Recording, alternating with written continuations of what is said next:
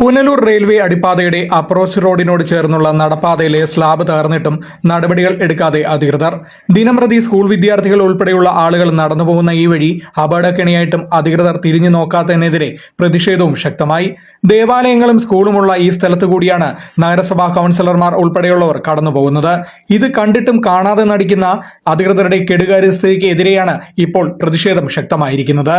രാത്രിയാകുമ്പോൾ ഇവിടെ തെരുവുവിളക്കുകളും പ്രകാശിക്കാത്തതിനാൽ കൂടുതൽ ഉണ്ടാകാനുള്ള സാധ്യതയും ഏറുകയാണ്. അതേസമയം ഇപ്പോൾ നടന്നുവരുന്ന സെബസ്ത്യാനോസ് പുണ്യാളന്റെ പെരുന്നാളും വരാൻ പോകുന്ന ഭരണിക്കാവ് ഉത്സവത്തിലും ഇതുവഴി ജനങ്ങൾ പോകുമ്പോൾ ശ്രദ്ധിച്ചില്ലെങ്കിൽ കൂടുതൽ അപകടകരമാകുമെന്നും ജനങ്ങൾ തന്നെ പറയുന്നു. ഉടൻ തന്നെ ഇതിനൊരു പരിഹാരം ഉണ്ടാകണമെന്നും ജനങ്ങൾ ആവശ്യപ്പെടുന്നു. പുനലൂർ ചെങ്കോട്ട റെയിൽവേ പാത വികസനത്തിന്റെ ഭാഗമായിട്ടാണ് റെയിൽവേ വിഭാഗം ഇവിടെ അടിപ്പാത നിർമ്മിച്ചത്. കൊല്ലം തിരുമംഗലം ദേശീയപാതയിൽ ചൗക്ക റോഡിന്റെ വശത്തു നിന്ന് ആരംഭിച്ച് സെന്റ് ഗ്രേറ്റി സ്കൂളിന് മുൻവശത്തെ പേപ്പർ മിൽ റോഡുമായി ബന്ധിപ്പിക്കുന്നതാണ് അടിപ്പാത റോഡ്. 100 മീറ്റർ നീളവും 11 മീറ്റർ വീതിയുമുള്ളതാണ് ഈ അടിപ്പാത.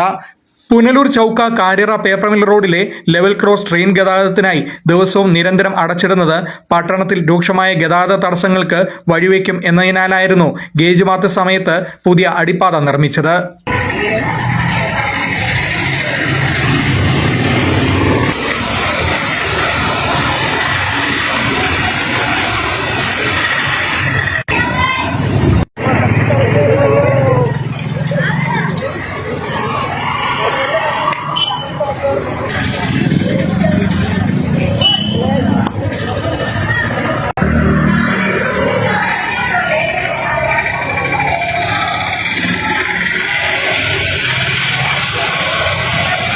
Fox TV News, Punalur.